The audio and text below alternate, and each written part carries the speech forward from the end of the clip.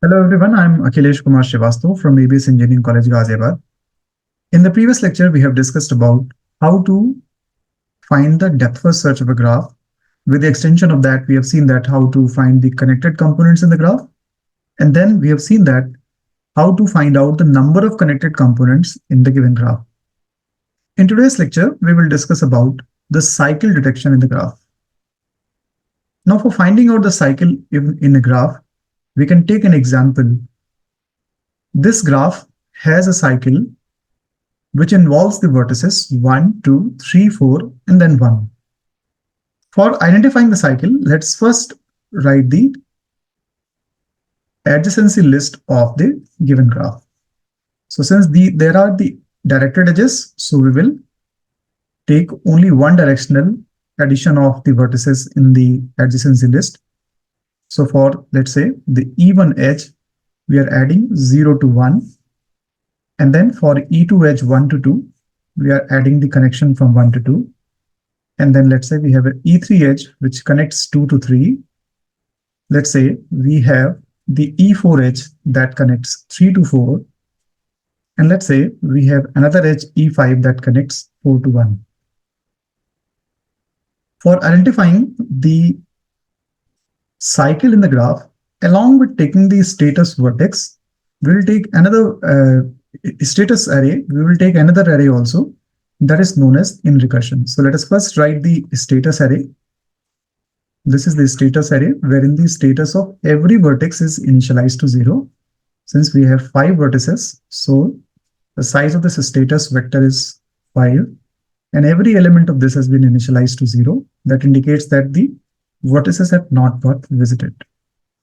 For every call to the DFS recursive, we will take the in recursion vector. Let's take the in recursion vector, and that is also of the same size as that of the status or the number of vertices in the graph. Every element of this is also 0 initially.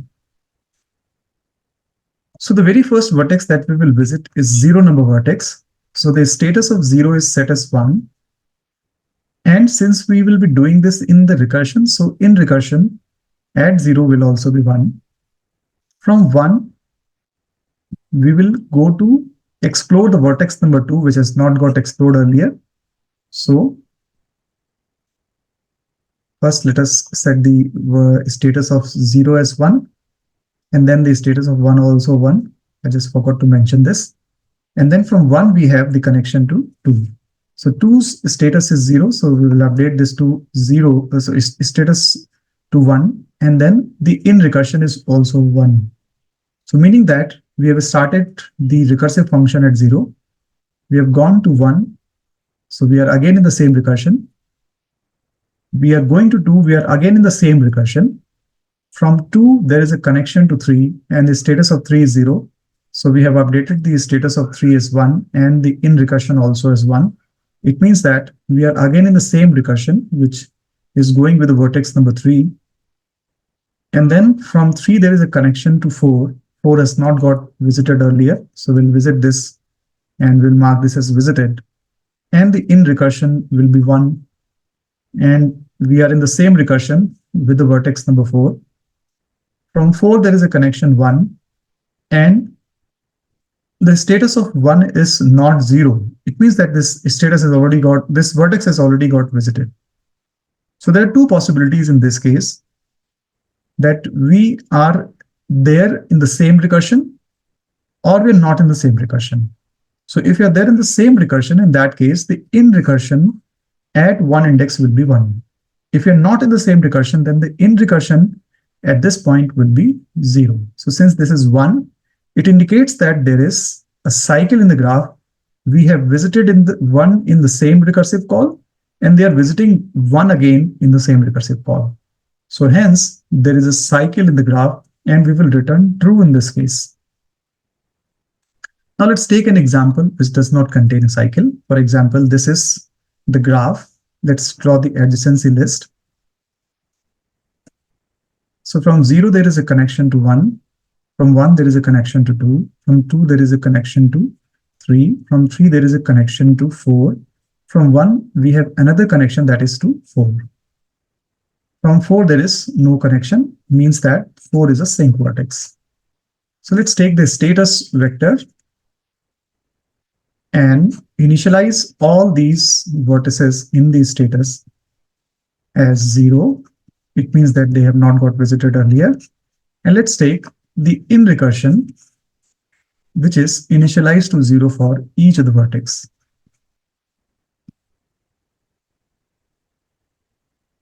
Now we are first exploring the vertex number 0. So its status is set as 1. And in recursion for 0 will also be set as 1. From 0, we are going to 1. And the status of 1 is 1. It means that this has not got explored earlier. So in recursion will be 1 and the status will be 1. From 1, there is a connection to 2. 2 has not got visited earlier. And we are in the same recursion. So the in recursion will be 1 for this case. Then we have the connection from 2 to 3. And the status is 0. So we will update the status of 3 is 1. And status of 3 here at 0 to 1. It means the in recursion will be set as 1. From 3, there is a connection to 4. And 4's status is 0. We will set it as 1. And here, in recursion will also be 1. From 4, there is no connection. So since from 4, there is no connection, we will be backtracking and will reach to the vertex, which is called vertex number 4. But before returning, we will mark the in recursion for this vertex as 0. Since we are going back from this recursion, so its status is marked as 0. So we are now reaching from 4 to 3. All the connections from 3 have got explored. So we are now returning back from 3. While returning, the status or the in recursion status will be 0 because we are returning from this recursion. All the connection from 2 has also got explored. So the 2's call are completed. Hence we are returning from 2. So the in recursion for this vertex will be set as 0. We are now returning to vertex number 1. For vertex number 1, 2 has got visited, but 4 has not. 4 has not got visited according to the adjacency list, but according to the status, it has already got visited. So we will not visit it again. We are returning from 1. So while returning, the in recursion will be set as 0. We have seen all the connections from 0 also. Hence the in recursion at 0 will be set as 0. And finally, we are returning. So we could not find any vertex which is repeated in the in recursion. Hence, there is no cycle in the given graph. Let's take another example to understand this. So here is a graph which has 8 vertices. Let's mark the edges E1, E2, E3, E4, E5, E6, E7, and E8. So there are 8 edges and 8 vertices in this graph. So we are first drawing the adjacency list of this graph. For E1 edge, the connection is from 0 to 1. For the E2 edge, the connection is from 0 to 2. For E3 edge, the connection is from 2 to 3. For E4 edge, the connection is from 3 to 4. For E5 edge, the connection is from 2 to 5. For E6 edge, the connection is from 5 to 6. For E7 edge, the connection is from 6 to 7. For E8 edge, the connection is from 7 to 5. So we have included all the edges here. After this, we're going to take the status and the in recursion. So these two vectors or these two arrays are of size 8 because we have 8 number of vertices in the graph. So this, let's say, is the status vector or status array. Every single element of this status is initialized to 0, meaning that these vertices have not got visited earlier. Then we have the in recursion.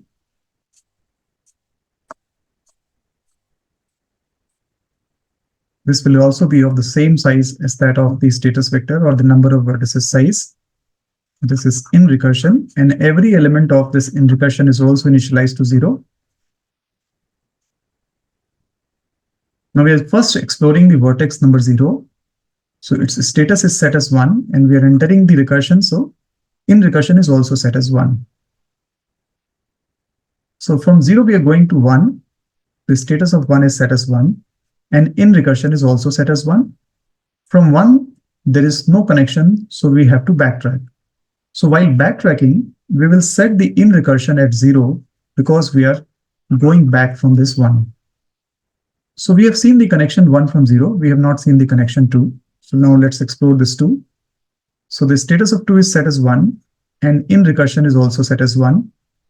From 2 there is a connection to 3. 3 has not got visited earlier. So let's mark its status as 1 and in recursion 3 also is 1. From 3 there is a connection to 4. 4 has not got visited earlier. So the status of 4 is set as 1 and the in recursion is also set as 1. From 4 there is no connection. So you will have to backtrack. So while backtracking, you will have to set the in recursion status of 4 as 0. From 3 there was only one connection, 4. So you have to end up the recursive function starting from 3.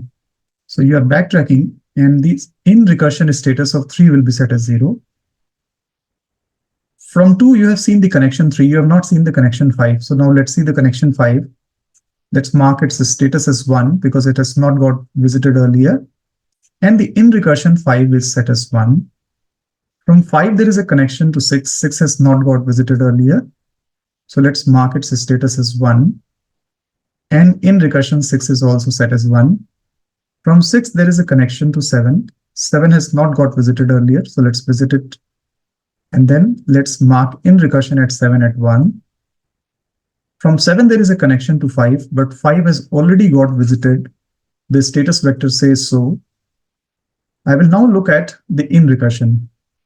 In the in recursion we have 1. It means we have came back to the vertex number 5 in the same recursion. We have started this recursion at 2, if you can see. It is started from 0, then 2. It has gone to 5, then gone to 6. Then gone to 7 and came back to 5. It means there is a cycle in the graph. So we will now return true in this case. So I hope you understand that when we are entering any recursive call, we are setting in recursion as 1. When we are coming out of this recursion, we are setting this in recursion at 0. Now let us try to write this algorithm. Let's say we have this algorithm as cycle detection.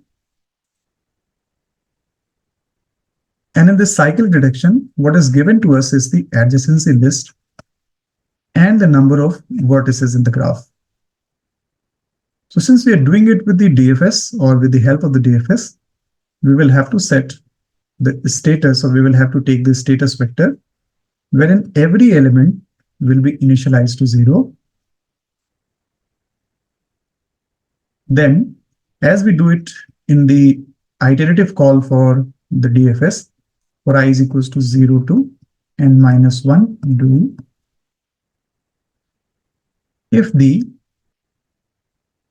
status of the vertex number I is 0, it means that this vertex has not got visited earlier. So we are going to call the DFS recursive function. So let's say we are calling the DFS recursive function. In the DFS recursive function, we will be passing the adjacency list. We will be passing the status vector. We will be passing the in recursion vector.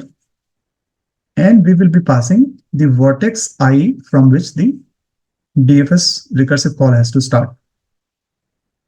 Before this, I need to declare the in recursion vector or in recursion array, and every element of this in recursion should be 0 before the call.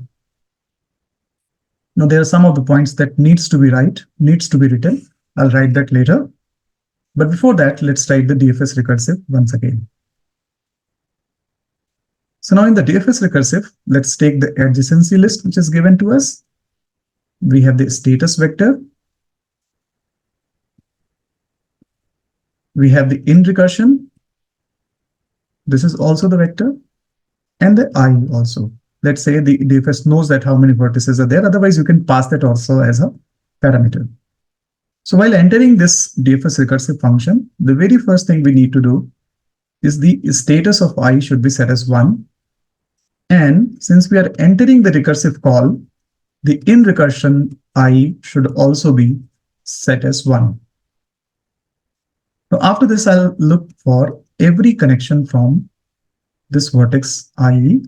So for all j that is adjacent to IE, I have to check if the status of j is 0 or 1. Let's say the status of j vertex is 0. So we will have to call the DFS recursive function.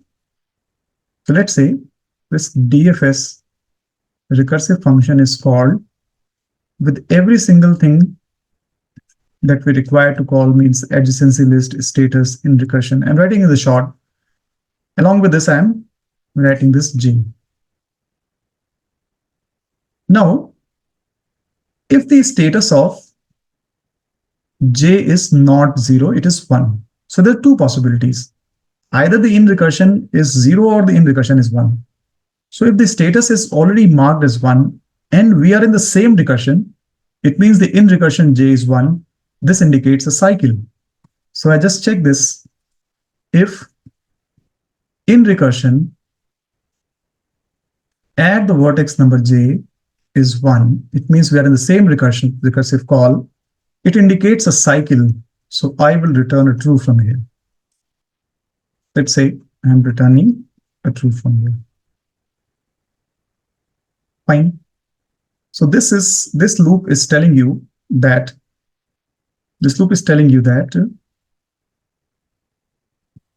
if the status of a vertex is 0 or the connection from I, I'm looking at the connection in the I, connection with the I, and connection with the I is j, and its status is 0, then we have to call DFS recursively. But if the status is 1, we have to check in the in recursion. If the in recursion j is 1, then we have to return true. Certainly there is a cycle. Okay. Now, if I have seen the all the connections and we are coming out of the loop, it means that I looked for every connection and I could not find any loop. So after finishing up the loop, one other thing that needs to be done is that the in recursion at I, since I've seen all the connections from I, that should be set as 0. And I should return a false from here. I've seen all the connections from I, but I could not find any cycle. So I will have to return false from here. Fine. Now, one more line that I should be adding up here, that if the status of j is 0, then I'm calling the DFS recursive function. And let's say the DFS recursive function is returning something. I accepted that in x. And if that x is 1, so no need to call further connection or no need to look for the further connection. If the status of x is 1, then you should return this true. 1 means this true is here, not 1. If x is true, then you should return true. You should not go more in deep, because at this stage only we have detected that there is a cycle. Now let's come to the iterative version. In the iterative version also, we are expecting something to be returned from the DFS recursive function. So if this x is 1 or is x is true, what DFS recursive function has given you, then you should return a true from here. Otherwise, if you have seen all the connections, all the vertices you have explored, and you have called the DFS recursive function, you will certainly have to return a false from here, indicating that there is no cycle in the graph. Now let's try to code this. So this is the DFS version, or you can say that this is a cycle detection algorithm, wherein the adjacency list is given and the number of vertices in the graph is n, you have taken a status vector and initialize the status of every vertex as 0. Then as you do in the DFS, if the status is 0, you are declaring the in recursion of size n. Every element of the in recursion is initialized to 0. Then you're calling the DFS recursive function with the parameter adjacency list, status vector, in recursion, and the vertex I, which is to be explored. If this function has returned 1, you will also return 1. It means you're returning true for this cycle. Else, if you have seen every vertex and you've called the DFS recursive with every vertex, you will have to return a false, indicating that there is no cycle in the graph. Now, this is the DFS recursive version, wherein the parameters, this in recursion changes with the recursive calls. The status also changes with the recursive call, hence the call by reference. Adjacency list does not change, that is stationary. So we are with the vertex number I and call this function. So the status is set as 1, in recursion is set as 1. Now we are looking for all the connections from I. The connection from I is taken in X. If the vertex X status is 0, it means that that vertex has not got visited earlier. So you call the DFS recursive function. Let's say that returns S. Whatever is the return from the DFS recursive function, you return that. If it is true, return true. If it is false, return false. But if the status is not 0, it is 1, we will have to look at if we are in the same recursion. So yes, if we are in the same recursion, that this indicates that there is a cycle in the graph, we return 1 corresponding to this. If you have seen all the collection from I and you could not find any cycle in the graph, then you are going back from this in recursion. So set in recursion I at 0 and return 0, that indicates that there is no cycle in the graph. Let's look at the main that actually takes the input of the graph. Then it displays the adjacency list. Then it calls the cycle detection algorithm, that is a DFS in this case. If it returns 1, say that yes, there is a cycle in the graph. Otherwise, there is no cycle in the graph. Now let's try to run this algorithm for all the 3 inputs that we have taken and identify if this program runs fine.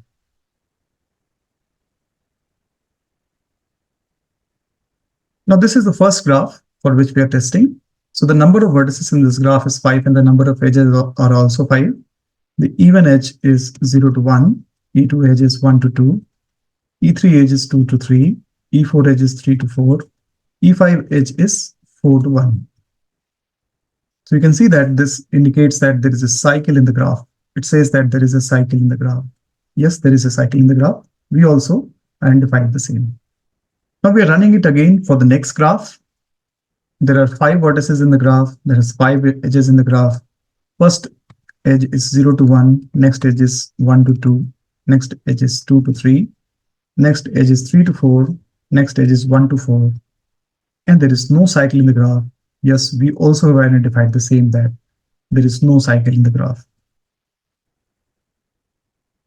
Now we are testing this algorithm once again on this graph. There are 8 vertices in the graph and there are 8 edges.